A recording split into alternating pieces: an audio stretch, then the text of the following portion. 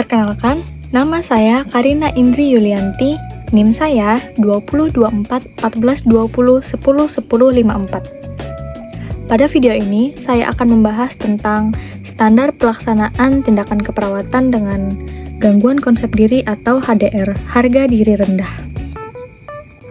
Konsep diri itu adalah ketika kita memandang diri kita secara utuh, baik secara fisik, emosi, sosial, spiritual, pendirian, dan intelektual.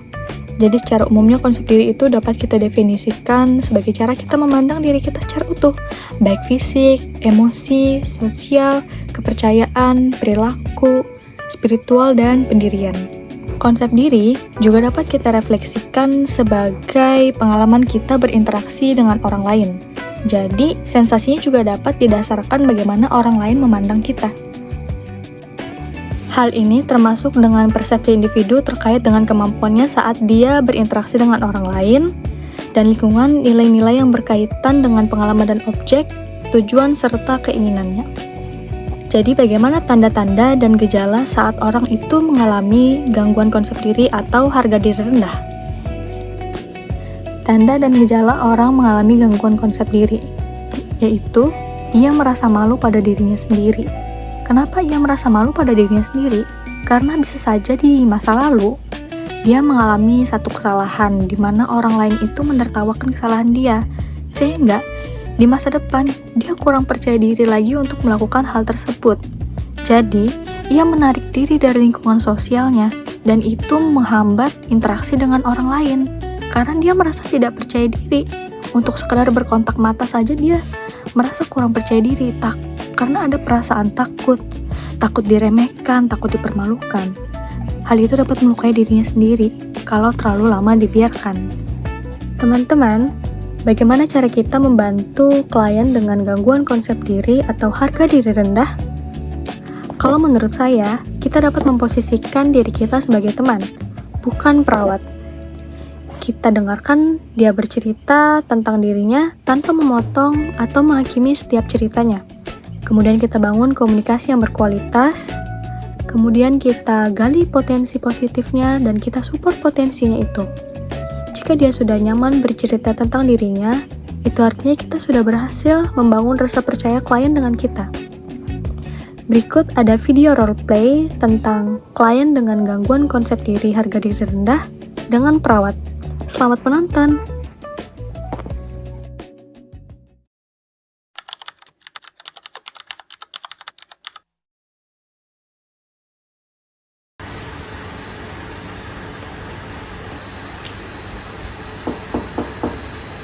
Permisi.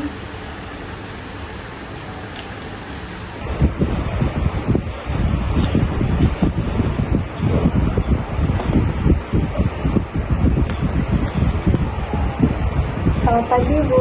Selamat pagi. Boleh saya tahu dengan Ibu siapa? Nama saya Vikarina. Oh, oke. Ibu senangnya dipanggil Vika ya? Iya, Vika. Oke, saya panggil Ibu Vika ya. Baik Ibu, perkenalkan, nama saya Karina Indri Yulianti. Saya mahasiswa dari Harvard. Kedatangan saya ke sini yaitu untuk menanyakan beberapa hal terkait apa yang Ibu alami saat ini, yaitu harga diri rendah.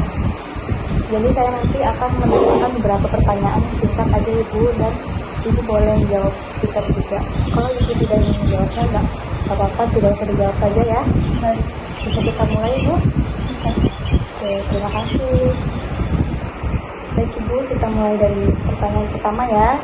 Silahkan jawab jika ingin menjawab. Diceritakan singkat juga tidak apa-apa. Tapi kalau misalkan tidak mau menjawab, bilang aja ya, saya nggak akan maksa.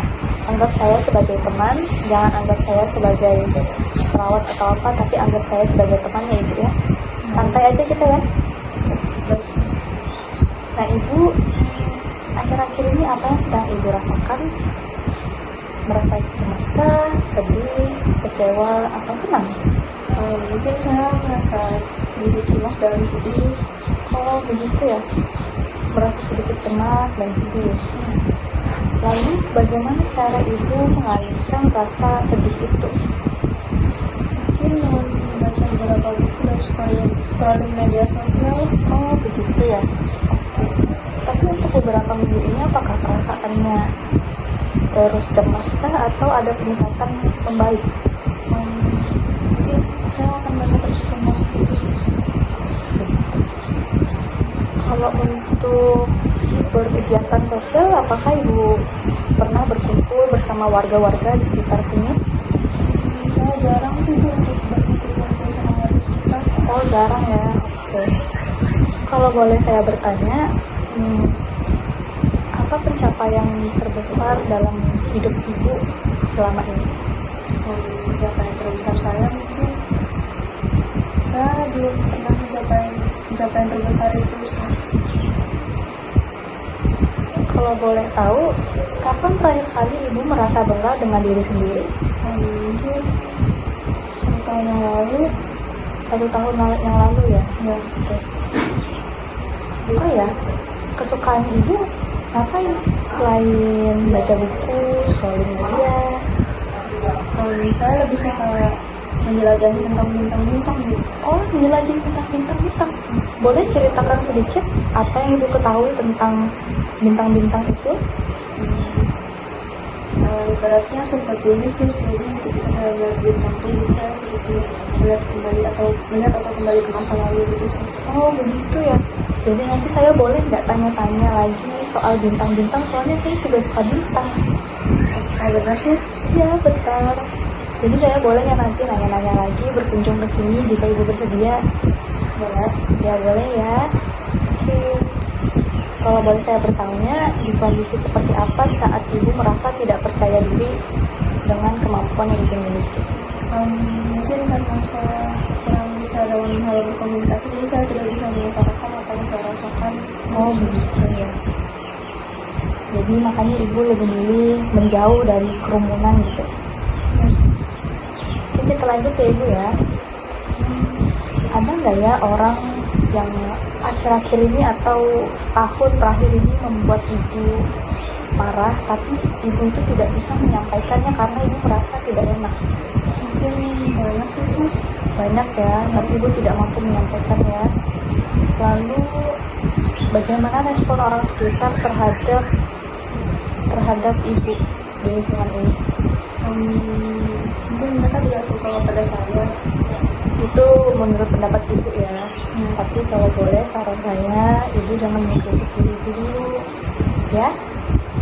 Baik ibu, kita tadi sudah membahas beberapa perasaan negatif dan positif yang ibu rasakan, dan kita juga sudah mengulik beberapa kemampuan yang ibu jalani ya. Saya senang sekali ibu mau bercerita dengan saya hari ini. Bagaimana perasaannya setelah berbincang dengan saya? Mungkin sedikit lebih baik.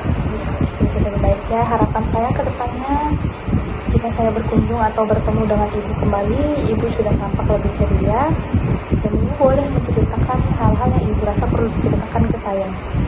Sedikit demi sedikit, ibu perlu melatih kemampuan ibu ya, seperti membaca buku, atau ibu pergi ke perpustakaan, bertemu dengan orang-orang di luar sana yang juga suka membaca buku, atau ibu mengikuti suatu kegiatan di mana suatu kegiatan itu ada orang juga yang suka membaca buku ya ibu ya. Jadi ibu bisa bertemu dengan orang baru dan sharing-sharing soal apa yang kalian suka gitu. Begitu saja ibu ya. Mungkin sekitar lusa boleh saya kesini lagi? Lusa ya, tapi kalau tidak bisa nggak apa-apa, tolong kabarin aja. Mungkin kayak gini aja jamnya, sekitar pagi ini kayak gini lagi jamnya. Baik, saya pamit pulang. Terima kasih karena sudah bersedia meluangkan waktu, pikiran, tenaga, dan perasaannya. Terima kasih ya ibu. Terima kasih sis.